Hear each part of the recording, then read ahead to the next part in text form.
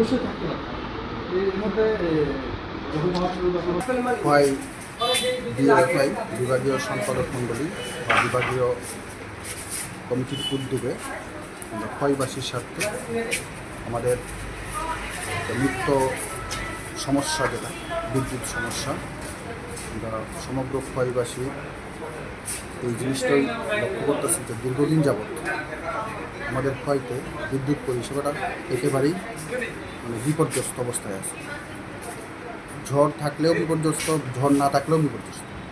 আমরা বেশ কিছুদিন যাবত দেখতেছি প্রতি মাসে কয়েকবার করে বিদ্যুৎ দপ্তর বিভিন্ন কারণ দেখায় আমাদেরকে শাটডাউন করতেছে। তারপরে প্রতিদিন অন্তত ডজন কানেকবার লোডশেডিং হইতেছে। এই সমস্ত বিষয় না আমরা আজকে আমাদের এখানে ইঞ্জিনিয়ার সাহেবের সঙ্গে আমরা এই বিভাগীয় কমিটির পক্ষ থেকে একটা ডেপুটেশনে মিলিত হই। এই ডেপুটেশনের মধ্যে আমাদের বিদ্যুতের বিভিন্ন সমস্যা বলতে প্রায় 10টা দাবি নিয়ে আমরা স্যারের সঙ্গে কথা বলছি।